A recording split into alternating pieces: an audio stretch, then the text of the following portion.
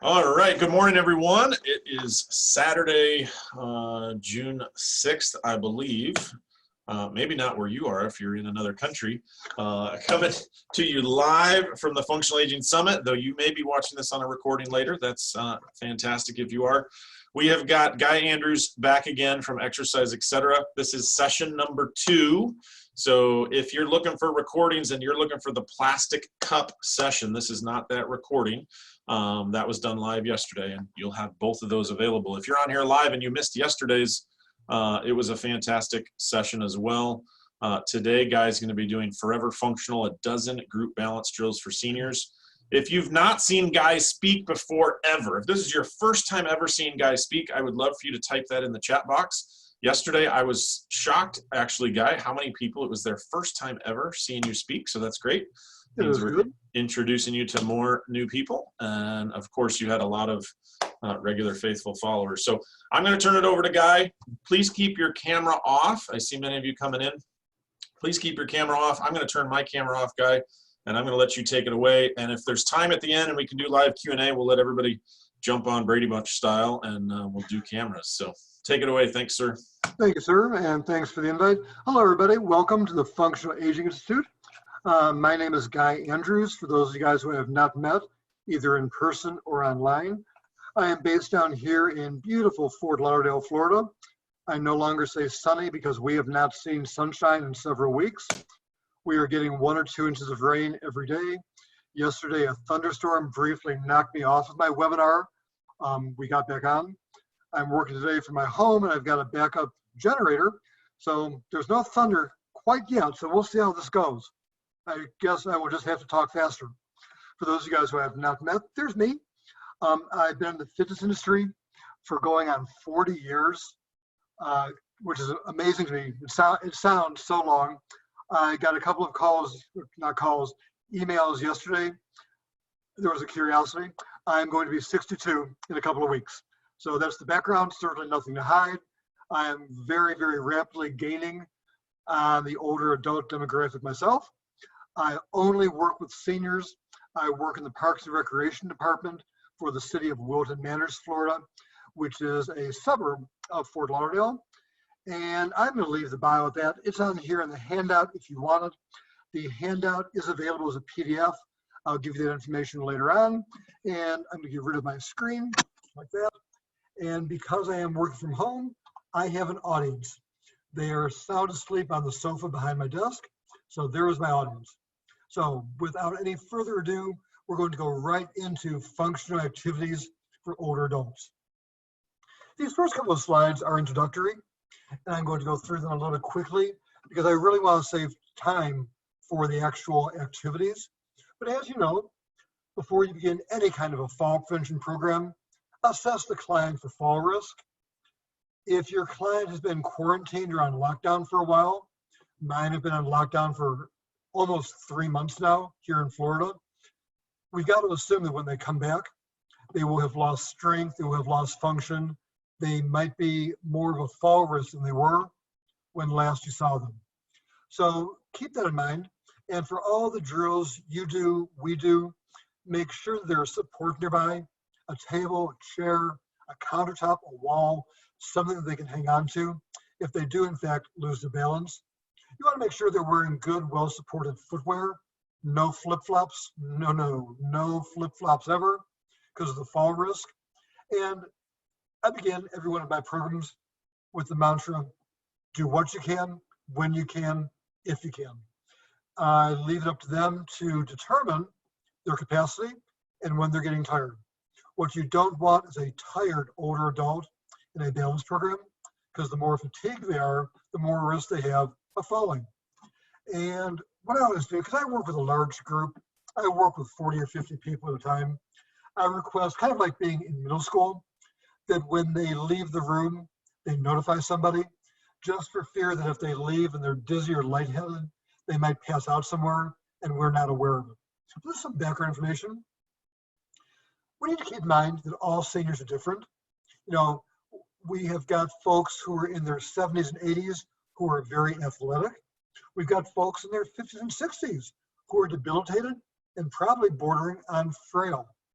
So make sure you're able to modify every activity for your individual or for your group. And keep in mind that if something does not work, abandon it. You know, just move on to something else. All the drills and some of the games we're going to see today, they have no rules. It's not like there is a, you know, international arbitration board that determines the rules.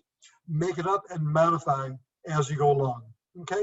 And that's pretty much how that's going to work. And to me, most important rule is my balance classes are like a big party. They are actually like a social event for my folks.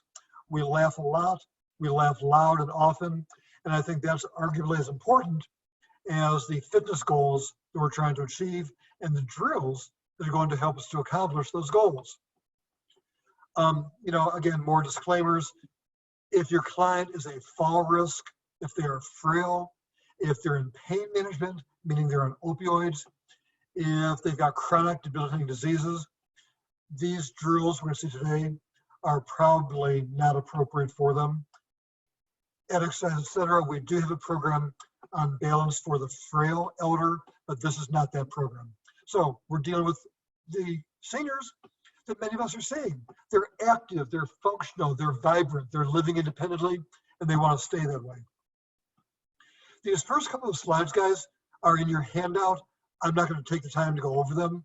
They are the reviews of the research that form the backbone for all of our programs, Exercise Etc. We've got a review from the National Institute of Health, back from 18. And what these all point to is the exact same thing, that balance programs work. They keep older adults upright. They keep them independent.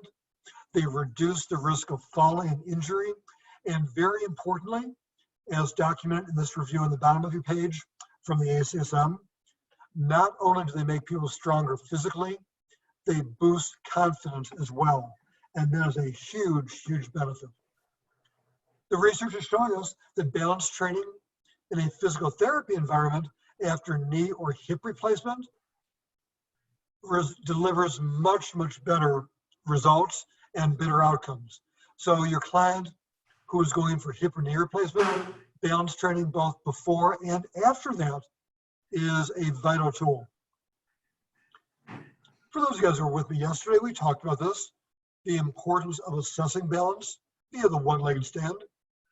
I assume if you're working with seniors, you're familiar with this drill, but the upshot is if your older client cannot stand on each leg independently and without support for 5 seconds, they've got to be considered a fall risk.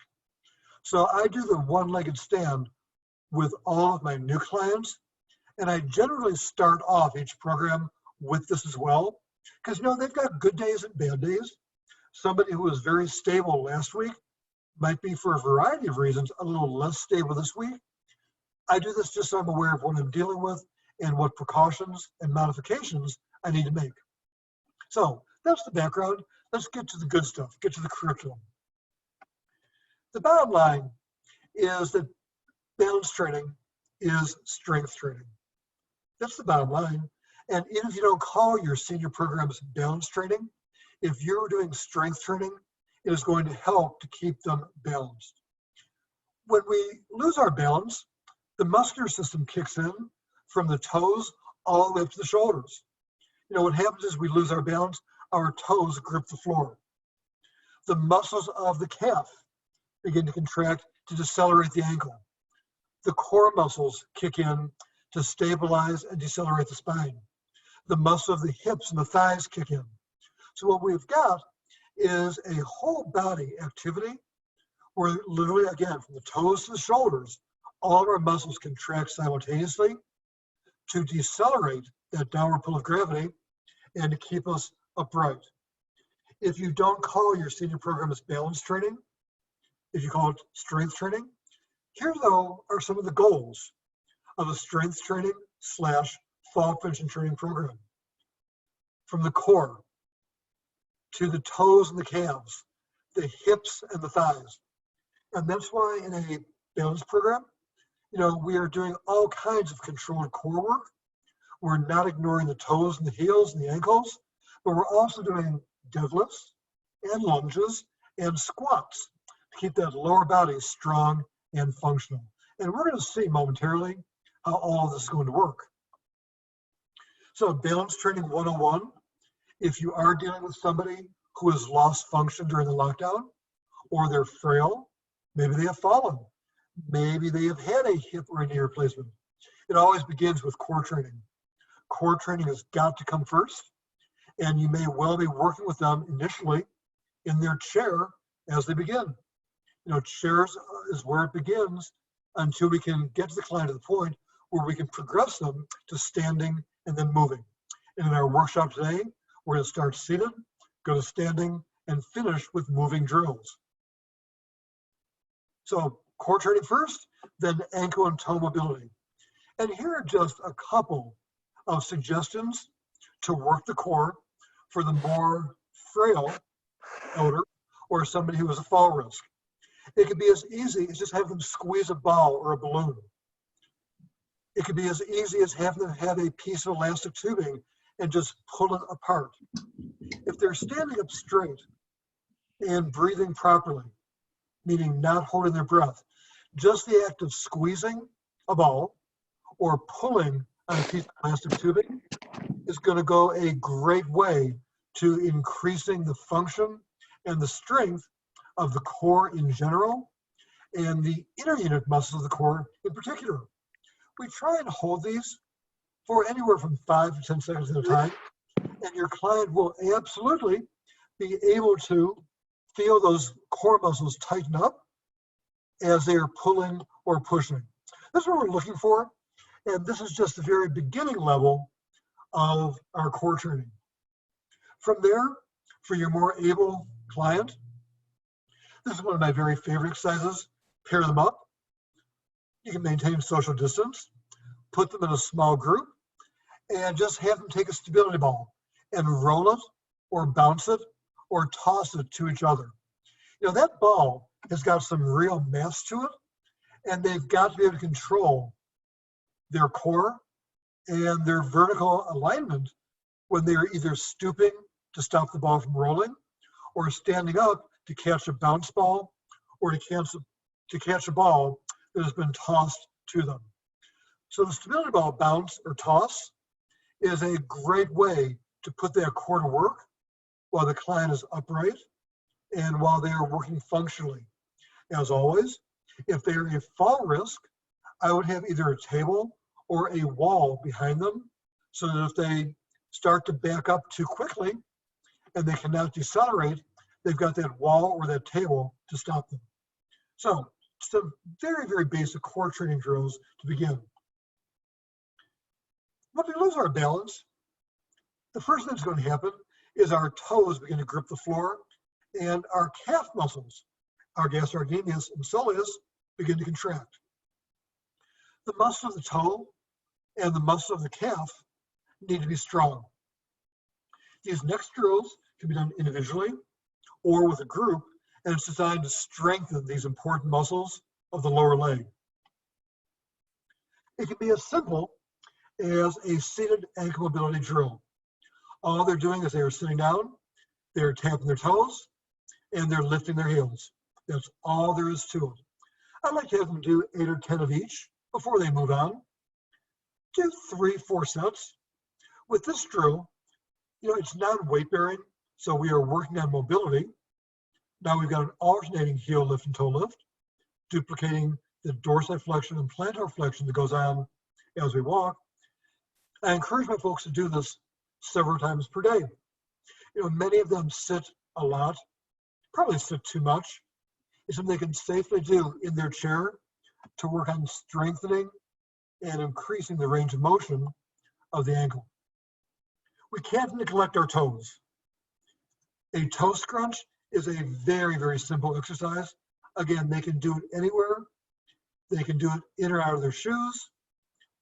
They both squeeze and extend their toes, or they separate the toes.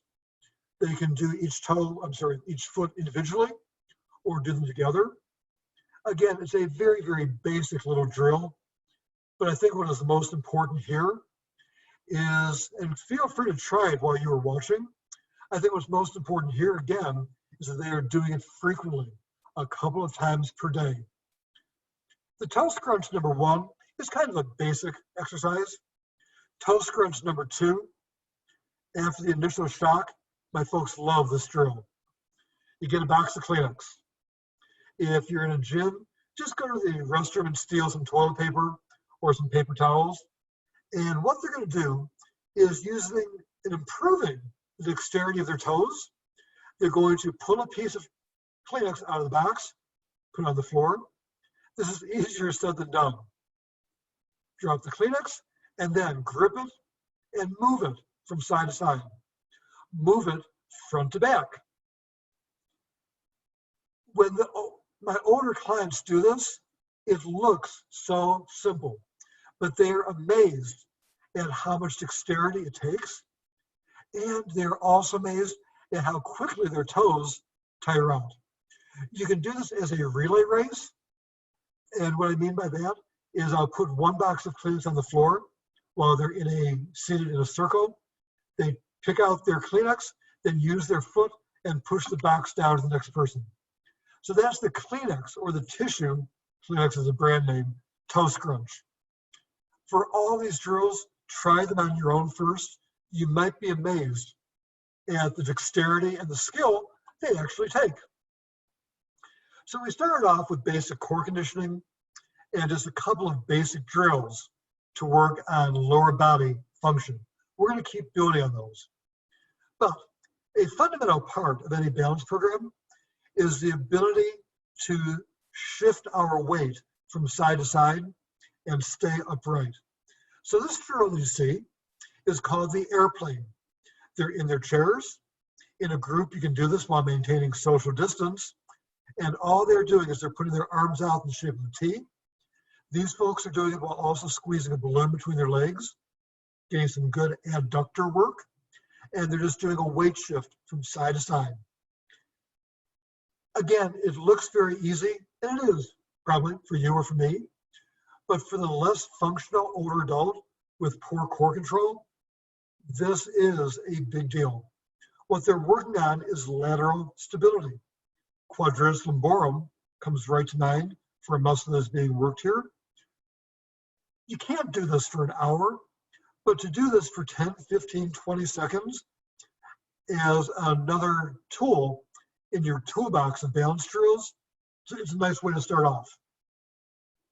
Another thing you can do while seated, again, working on the core and keeping the core muscles strong against movement forces that are being generated from the shoulders and hips, is called the lizard crawl.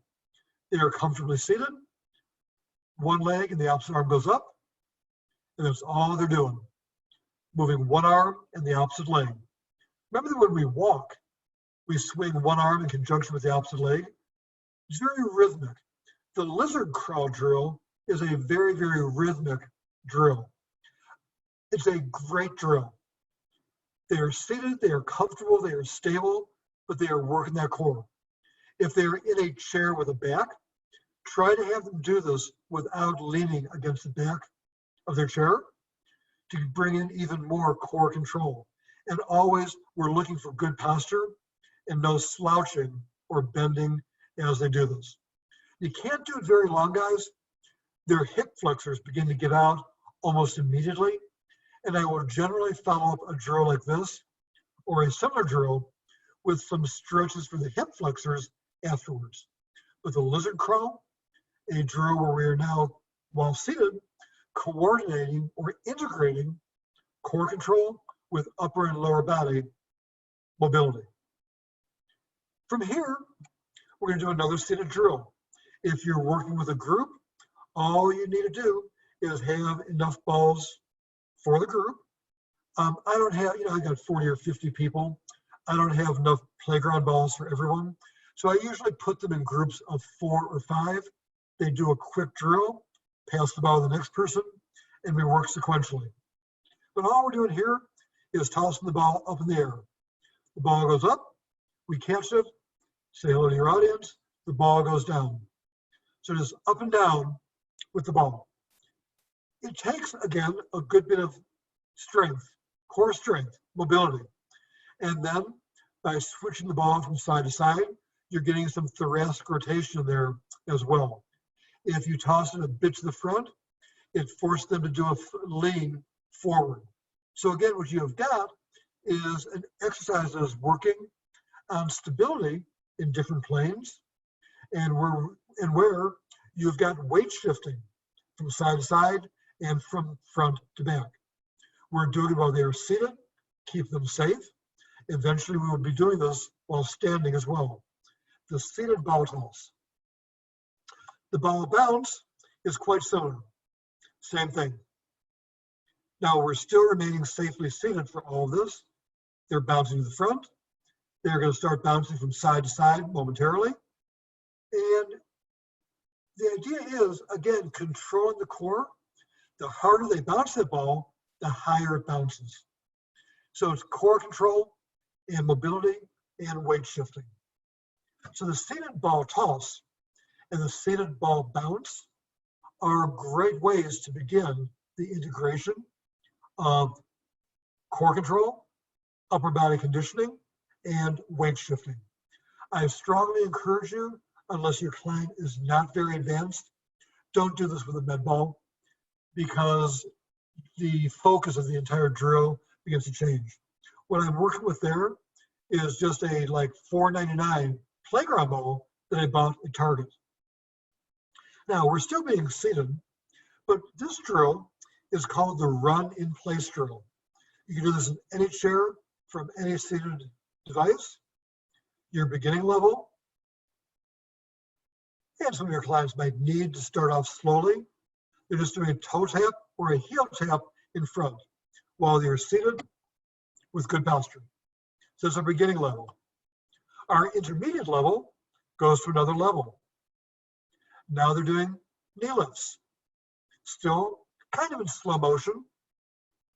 If they are less active, they will feel this. Their heart rate will elevate. Their breathing may elevate. If you're practicing social distancing and your clients are wearing masks, be very, very careful with this one, because remember that mask restricts oxygen intake to begin with. We don't want them to getting weak or dizzy or lightheaded. Now, for the more advanced client, as you're going to see, we're taking this up to a whole new level. And if you're dealing this with these exercises in a group, as I do, if you were to take a look at my group shot, some of them are doing the beginning level, some intermediate, some advanced. So here we go. We're really kind of going full throttle. It's almost like we are doing a run in place. It's almost like we are really working on getting the heart rate up. So we're now moving the feet and the arms together. So a more advanced variation, and I know it looks foolish, but it's all for the greater good, is it not? So the more advanced running in place. Let me see where I'm going now. Okay, we did that one? Okay. So those were all of our seated drills. Now we're going to transition to more standing drills. So we're taking a look at now, we did the seated airplane earlier. Now we're going to move on to the standing airplane. It's the exact same thing, just a weight shift from side to side. If your client is more frail, if they're a fall risk, have a wall or a table nearby. But here comes your standing airplane. We did our seated toe lifts. Now we're moving to standing. As you can see, there's a chair right next to me, just in case I were to lose my balance or feel a bit wobbly. So the standing toe lift is how we progress the seated toe lift. Again, the idea is to encourage our clients to do this multiple times per day, every day. The next variation is heel lifts and toe lifts. There's your alternating heel and toe, duplicating the dorsiflexion and plantar flexion that occurs when we walk. As you're doing this drill, guys, remember that a heel lift in the scheme of things is quite simple. People are more used to going on their tiptoes. So we've got the heel lift followed by the alternating heel and toe lift. Now, moving on, it's going to become a bit more advanced. This drill we call swaying, and you'll see why. And you'll also see why momentarily it is so vital to have a chair nearby for support. They come up on their heels, but then they rock back and lift their toes. That action of rocking backwards makes it very, very advanced, because as they rock back and lift their toes off the floor, they're doing a weight shift, where if they do not have good core control, gravity might just take over, and before you know it, they're on the ground on their backside. So be especially careful with this exercise of the toe lifts because of that backward weight shift. I very often like to do this drill with my clients having a wall behind them, because very often what happens is when they lift those toes, they hip hinge and their backside comes in contact with that wall. So a bit more advanced. Support and stability is of paramount importance there. We talked about the one-legged stand earlier, but now we're going to take it to another level. For those of you guys who were with me yesterday, this is going to look a bit familiar.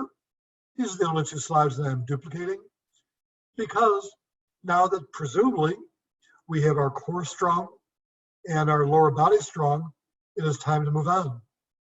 We do this with static stands, standing in place with one leg up and one leg down. To start off with, all we're doing is balancing with one foot off the ground. Right here, my foot is balancing on a plastic cup, just because it's something to hang on to, minimal though it is. And from here, you can make it a bit more dynamic. They can tap the floor, tap the cup. Just an alternating one-legged stand with the chair right there for support if needed. But more of a static drill, meaning no movement, especially as we begin.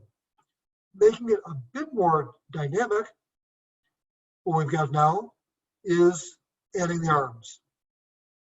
The reason why I like doing this on the plastic cup is because if there's any kind of a dramatic weight shift, if I cannot maintain my balance in this example on my left leg, I'm going to hear that cup begin to crunch. It's a very telltale sign, and I'm knowing now that my client is not as balanced as they could be. So we start off with the static and then move to the dynamic one-legged stand. Now keep in mind that because of the time constraints I've got this morning, I'm moving through these things very, very quickly. You know, we don't have the luxury of unlimited time. But in the real world, these drills, the progression from one to another can take days or even weeks. You know, when I've worked with clients who are more of a fall risk, who are more frail, it is several weeks before I ever get to the idea of doing a one-legged stand, because my time up to that is base building and strengthening, and so importantly, building their confidence as well. You know, if they're doing these drills and the whole time they're terrified they're going to fall down and break something vital, you're going to lose them. So what we're doing initially is not only improving core strength and lower body strength, we are also improving confidence as well. So the progression was range of motion, seated, and then standing. And what we do now, if any of you guys got your microphones on, if you'd be kind enough to mute them, please. I appreciate that. Thank you very much. And what we're taking a look at now is we're transitioning. We did seated, we did standing. Now we are really going to bring in those quads and hamstrings and glutes with transitional drills. We're back to our playground ball for the transitional sit to stand with toss. Here we go. We start off by just throwing the ball in the air, stand up, throw it up, sit down, toss, stand, toss, and sit. I like to do this for about 30 seconds or so. They can't do it forever. But again, take a look at how we have integrated the workings of the upper body, the lower body, the core with weight shifting. You know, your clients, when I'm working with a group, I would never ever say, do 8 of these. I always say, do 30 seconds. Why? Because I work with a mixed group. My more advanced people can knock out 6, 7, 8 of them in 30 seconds. My very frail people are lucky to get out 1 or 2. This way, there's no pressure, there's no competition. Everyone works at their own speed, in their own way, and it works out quite nicely. So that is the first of our transitional drills, our sit to stand drill. We did the running in place earlier. Here's a transitional drill. It's based on the run and jump drill, although we can safely say that for our older clients, their jumping days are done. But here's how it looks, beginning level. They run, they stand. They run, and they stand. Again, doing this for 30 seconds or so. Some might get 6 or 8 done. Others might get 1 or 2. But that's the more intermediate level of the run and jump drill. It's about to get more advanced. I think it's important, especially in a group, is that everyone feels welcome. We feel very, very inclusive. My good buddy Paolo from Fit Factory here in Fort Lauderdale often covers my class for me if I'm out of town, if I'm on vacation. And this was a day where he did the run and jump drill as a group activity. Now, Paolo is great at memorizing people's names. So he put folks into a circle, and what he did was they were all running in place, and he would call out a name, and as he called out a name, they would stand up. So they're all moving. You can see that some are standing way better than others, but they're continually in motion. Some are just bouncing right out of their chair. Some are not bouncing quite as well as others. These last 2 folks you just saw, Lillian and Ed, are both well into their 90s. So it's inclusive, it is inviting, it is non-threatening, it is non-competitive. If you are practicing social distancing, just keep those chairs 6 feet apart and you are good to go. So that is the group version of our run and jump drill. Also reinforcing the idea that every drill we are looking at this morning can be done in a group as well as individually. Here now is your more advanced variation. It's not for everyone. So they're running in place, they're standing and doing a knee lift. Run in place, stand and knee lift.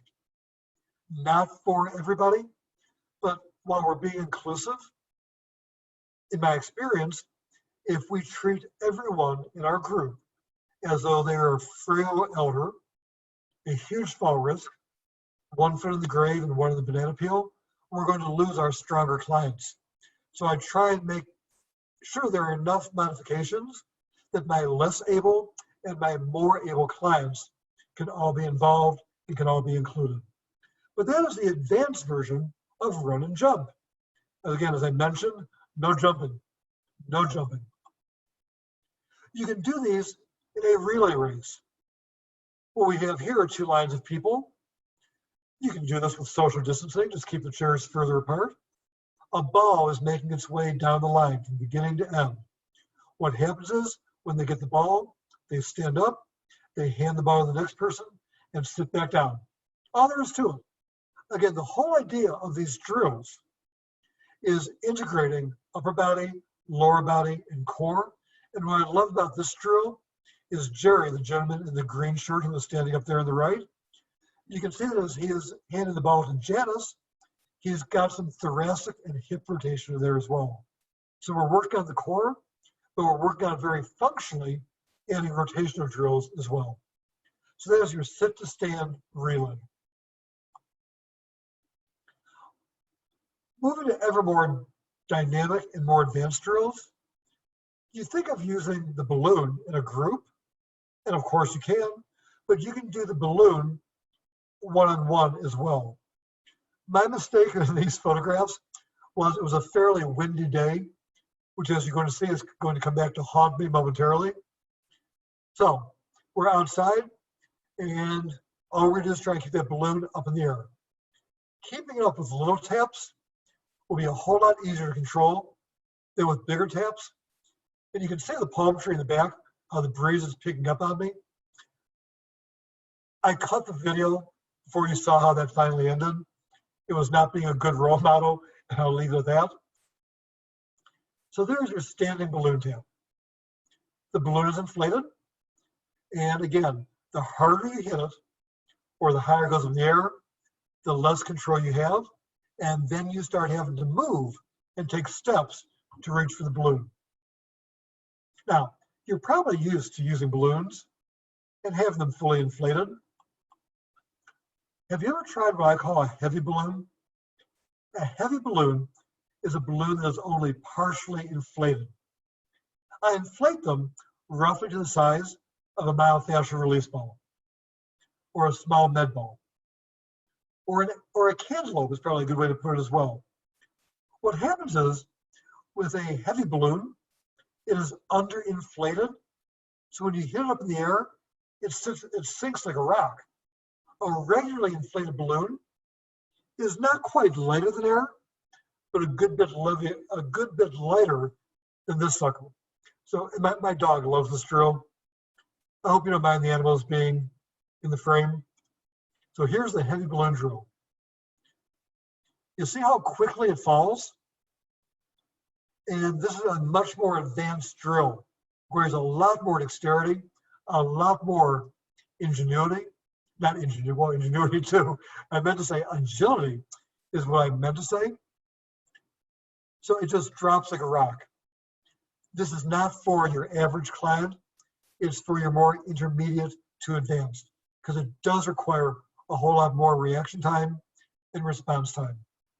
I've got to share with you as well that once the balloon hit the patio floor, its days were limited, because once my dog got to it, that balloon was no more. The wave, going to another level.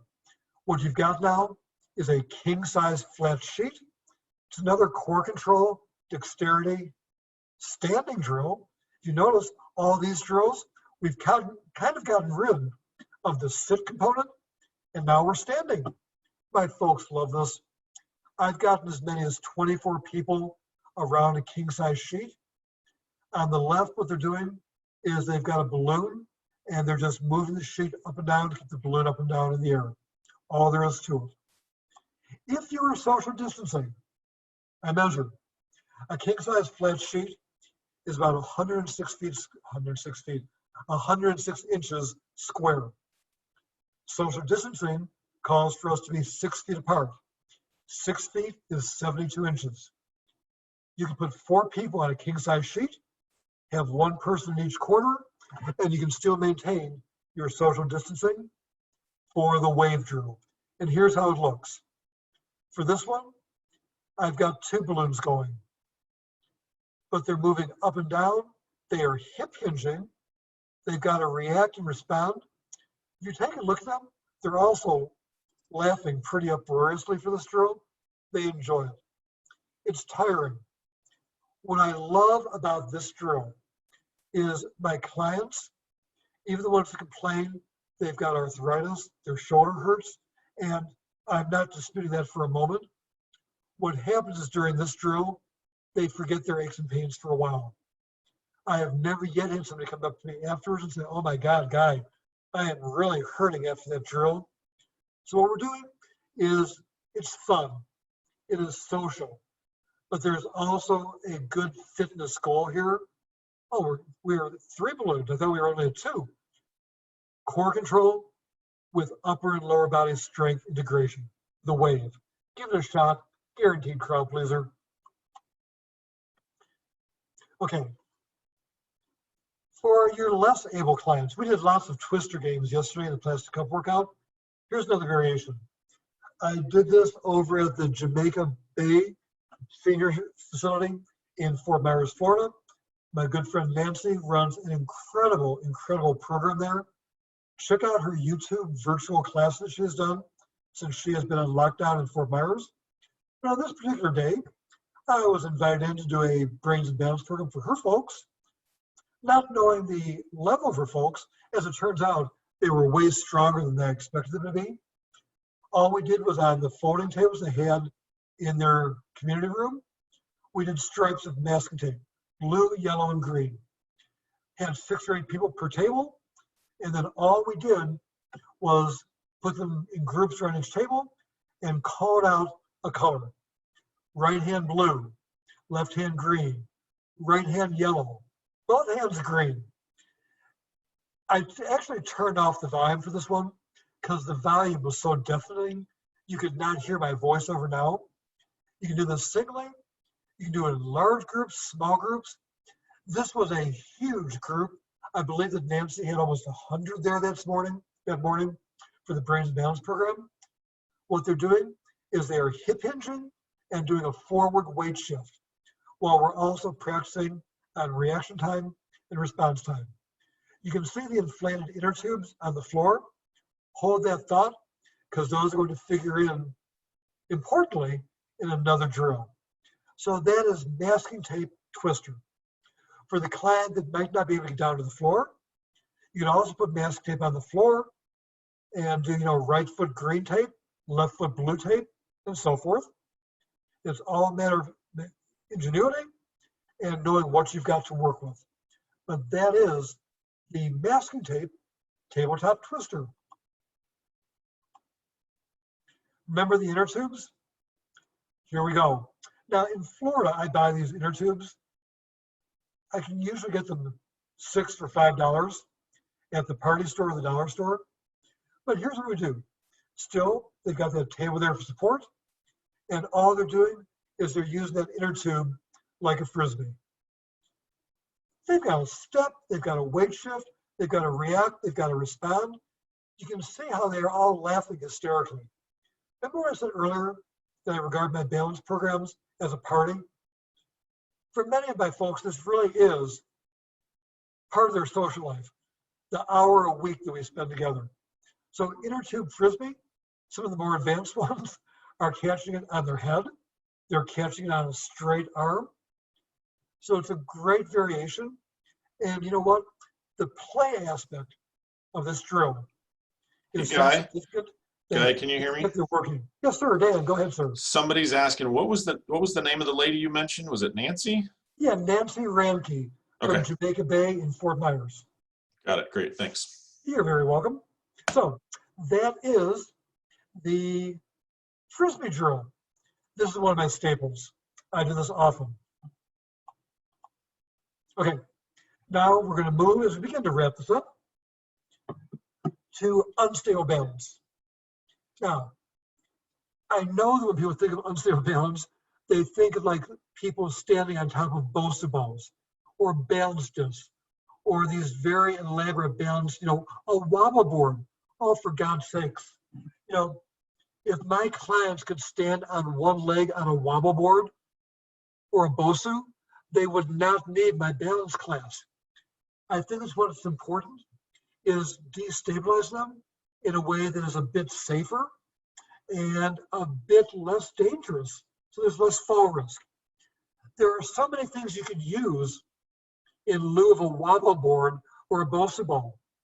A rolled up bath towel like you see here is ideal. A sofa cushion or a bed pillow. Those eggshell, those foam eggshell pads they put on a mattress? Those are great for balance. A rolled up yoga mat. Make sure there's always something stable to hang on to. But where I'm going with this is, yes, we do want to make them unstable, but functionally unstable. What are the odds that our client will ever be as unstable as they are on a Bosu ball or a wobble board? At what point does our balance training turn into a circus trick? So, and those of you guys that know me, know I'm the most risk-averse man you can imagine. I do not take risks, period. There's ways that we can destabilize them, work on our goals, work on function, without risking a trip to the ER. Which is why for our beginning balance stand, all I've got is a rolled up table there. I'm hanging out in the chair if I need to, and trying to stand on. If you take a look, guys, the ankle, my ankle, is wobbling. It's supposed to do that. That wobble means that it is decelerating that downward pull of gravity. If you've got poor ankle mobility, if that ankle can't wobble front and back and side to side, what's going to happen is those movement forces go right up the movement chain and their fall risk goes up. This is why we began our journey today with those mobility drills, those ankle range of motion drills. So there's your beginning to stand. What happens, as you can see, is that the body weight begins to compress that rolled up towel. And that's fine. You can always re-roll or fluff it up if you need to. Your intermediate one-legged stand looks like this. Just adding some dynamic movement there. The chair is there if they need to. If they don't need to hang on, that's fine. Adding both hip and knee range of motion to make it more intermediate. The advanced stand, we're going to let go of the chair now and add some significant upper body movement. Here we go. We're doing the airplane. We're doing a variation of the jumping jack. The ankle is wobbling because it's supposed to, because we're alive. So the one-legged advanced stand, we're just adding the motion of the upper body. By this point, hopefully our core is strong. Hopefully our lower leg is strong, that we can do this while remaining vertical. Now these stability drills we've just done, because I know the folks today is working in a group, this can be done in a group very easily. You can maintain your social distancing if that's a concern. Every gym, every state right now is different. Right now, social distancing in Florida is a concern. This one, you've got different balance stations. The group stands around in a circle, and one person has got a rolled up towel, one person has got a yoga mat. Maybe we are going to use a balance pad or a foam exercise mat. One person's got a solo cup there, and what they do is for 10 seconds or so, maybe a bit more if they're advanced, they put one foot on the unstable surface and they try and maintain their balance. Remember, they're not balancing on the solo cup. Their foot's on the floor. They're not standing on the solo cup. Their question comes up more than you can imagine.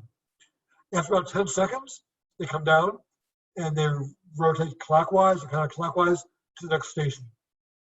It is based on the premise that every implement we are using requires the muscles to react in a slightly different way. So we're pulling in different muscles and different muscle recruitment patterns every time we change our level of stability. Always do this with support available, just in case. If you're dealing with a large group, you might have 4, 5, 6 stations set up around the room where people are working out simultaneously. So that, my friends, is what we call the circle of stability. Okay, and now as we begin to wrap this up, is we're going to move now to ambulation drills. To me, ambulation drills are an important part of the overall balance and fall prevention process. If our clients want to remain independent and functional, if they want to remain at home, they have got to be functional around the house.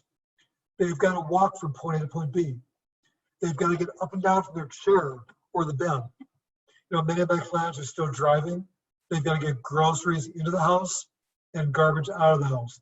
They've got to do laundry. They've got to tidy up. They've got to work the vacuum. Where I'm going with this is function and independence are not compatible with training in a chair. So what we're doing now is we're doing a variety of different ambulation drills. These 4 ladies call themselves the Red Brigade based on their hair color. And they are very active. The youngest is 62.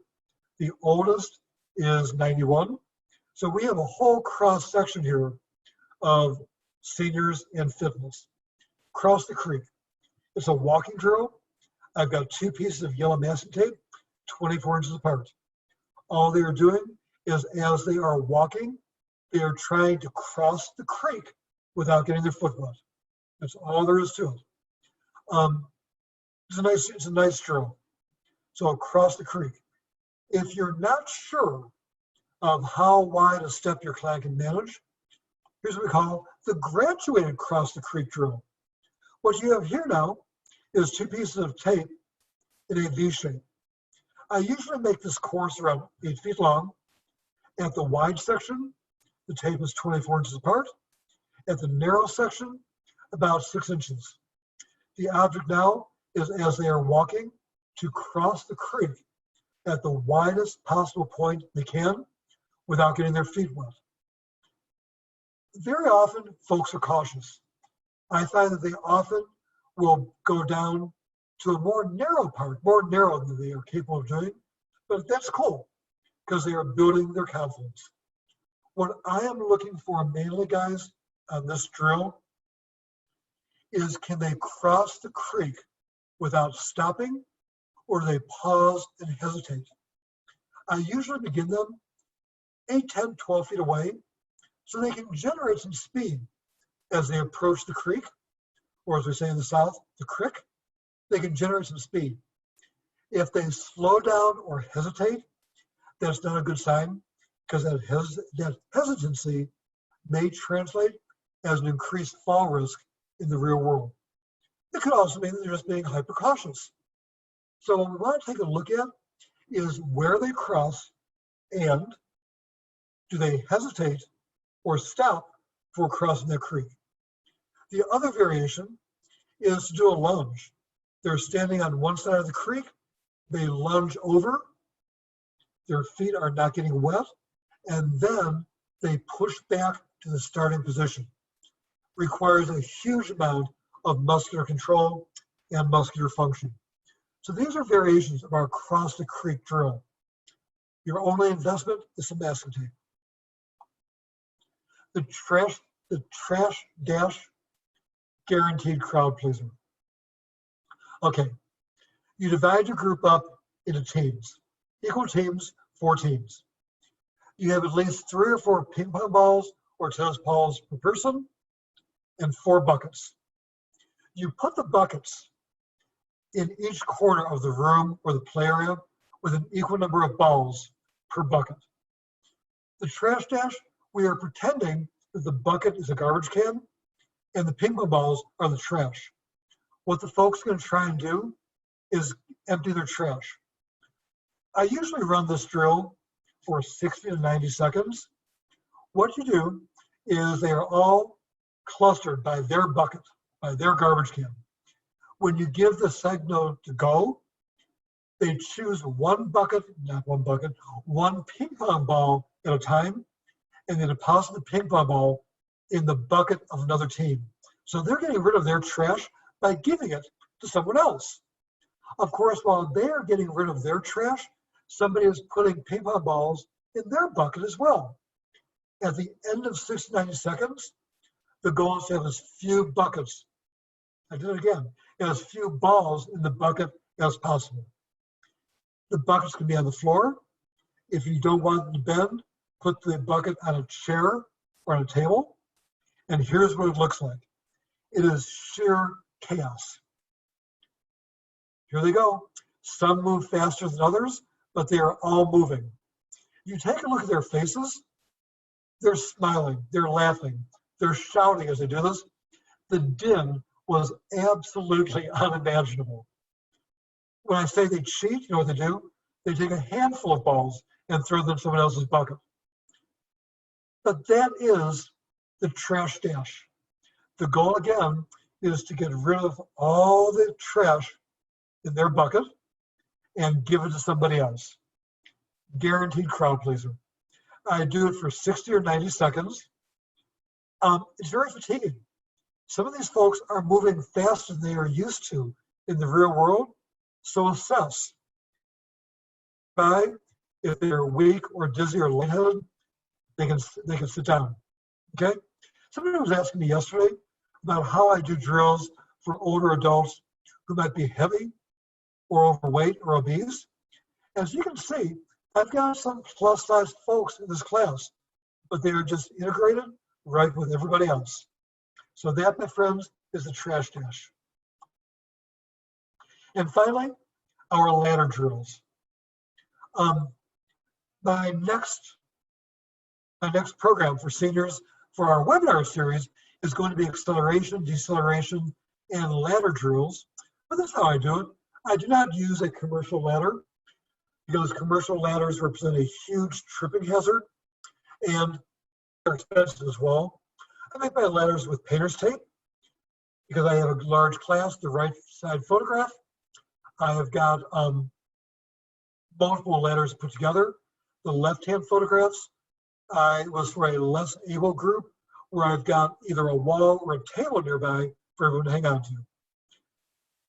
I usually make these squares about 18 inches square. And what do they do? They walk forward 1 foot per square or 2 feet. They walk tiptoe. They do long strides, walking every other square. They can do a grapevine with caution. They can do a lateral walk, either 1 foot or more commonly 2 feet per square. If they are very advanced and you are very secure in their abilities, they can do a retro walk and walk backwards, although that's not usually my style. So ladder drills are the last part of our ambulation drills. So what we have done is we have covered a whole gamut of different drills today, starting from assessment to mobility, stability, seated, standing, standing unstable, transitional drills, and movement drills. So what you've got there, based on your client, your equipment, your space, their ability level, is you've really got enough there to either progress a client from beginning to more advanced, or to challenge them based on what their fitness level is or what their skill level is. So actually my timing was better than I expected it to be. If we've got a couple more minutes, we've got time, Dan, for questions. Guys, thank you for coming. If you want today's outline, it is already posted on the Exercise Center Facebook page. The link is there. You do not have to be a Facebook member or have an account to do this. I'm going to put my camera back on. Yeah, I would love, if we can, I'd love to get a group picture. Don't unmute yourself, please, because if 60 people unmute, we'll have chaos. But if you've got a question, type it in. But I'd love to see your faces. So if everybody wants to hop on camera, we can get a big group picture. We had 70 people on live at one point, Guy. Awesome. We're down to 65 at the moment because I think people are hungry. They're looking for their lunch or potty break like I am. But thanks again for your time. Somebody absolutely loved your trash and dash, and I think that's a hoot too. So and I like the tape down ladder, or even building that into your floor. I've seen some places where they literally have it like drawn onto their floor, so it's a lot safer than putting something out that somebody's got to trip on or catch with their feet or whatever. So we got a good sized group here. Couple different questions that came in. Several people want to know who this Nancy, is it Remke? How do you spell her last name? Her name is geez, I hope I'm not crossing a line here, but her name is Ranke, R-A-N-K-E. Okay. And some people were asking about that you showed pictures of the different facility. Is that Parks and Rec? Is it a senior center? Where are you going where you have these huge rooms of tables? The one that I was at in Fort Myers, which we had over 100 people, that is a very, very large residential community, and that is their multi-purpose room. They can do banquets for hundreds. They do movie night there. The facility that I show most frequently is the one that I use. It's the community center for the city of Wilton Manor in their Parks and Recreation headquarters. And we can fit easily about 300 people in that room if we put our minds to it. So these are large rooms. Look like a huge place. Yeah. So yeah, that's cool. Yeah. All right. Lee says that was an awesome seminar. Thank you so much. First time attending the FAI Summit. Several people saying it's the first time they've ever seen you speak and enjoying it. Yeah, that's good. Joanne says, I'm a rock steady boxing coach as well as an FAS and certified personal trainer. All of these would be great. Those folks love everything we did. Thank you for the new ideas. Unfortunately, she has to wait until senior centers open up again. I'm not sure if it's Yves, Y-V-E-S, not sure how to pronounce that name, but as asking about doing some of these things barefoot. I mean, I noticed some of your videos, you're doing things barefoot. So what's your thoughts on barefoot? It depends on my environment. If I'm in a gym environment in Florida, we must wear shoes. I mean, that's a state law, health department. When I'm teaching at the Parks and Recreation Department, if my folks come in flip-flops, which is a very common thing in Florida year-round, I won't let them do balance drills in flip-flops because of the trip risk. So they do it either barefoot or they watch. Outside, I'm in the grass or the sand. Again, it's Florida. I like being barefoot. There is research and documentation. I believe it was in the book Thaw Proof by Dr. Deborah Rose, where she mentions the benefit of barefoot training, as does Sue Scott in Able Bodies Balance Training. You know, we've just got such better proprioception. The feet and the toes move much more naturally and organically when barefoot. I think there's a place in our balance program for both barefoot and shoe training personally. Yeah, I agree. As with everything, I think there's a place for both, right? There's an appropriate time for some things and an appropriate time for other things, and depends on the environment. And, so, you know, down here in South Florida, the reality of our climate is we don't wear shoes a lot. Many of my folks, if they're in the house, they're barefoot. So, you know, it's functional to balance training barefoot. I'm barefoot right now, so. As am I. The beauty of a summit online. I haven't worn hard shoes or long pants since early March. I don't leave the house. All right, let's do 2 more questions. I did get a group photo, so that's good. For those on the recording, remember it's super simple to get the handout. You go to Guy's Facebook page, and he's provided it there for you. Any other questions before we let Guy go and we all head out to lunch? One more reminder, lots of comments here, Guy. I'll send you the chat file. One more reminder, there is one lunch networking session, live Q&A with Cody Sipe and Paul Holbrook talking about power. So if you want some live Q&A, they will be doing that starting right now. So lots of kudos, lots of thanks. Here's a question coming in. How much time do you devote to balance training during a full session? In my 1-hour brains and balance session, I allow 20 minutes for train the brain drills and 40 for balance drills. And realistically, out of that 40 minutes, we're probably moving for maybe 20 or 25. By the time we get them organized, get them set, you know, very often older adults move a bit slower. So it's a 20-40 split. Sure. All right, well, Guy, thanks so much for your support of the Functional Aging Summit online this year. Again, check out Guy's virtual expo. He's got some more information on his webinars and different programs. So hit the virtual expo button, hit his Facebook page for the handout. If you're watching the recording, just go to his Facebook page since the virtual expo may be gone. So thanks again, Guy. Thank you. And guys, thank you for spending your morning with me. Enjoy the rest of your day. Thanks for having me, Dan. Yep. See you, everyone. See ya.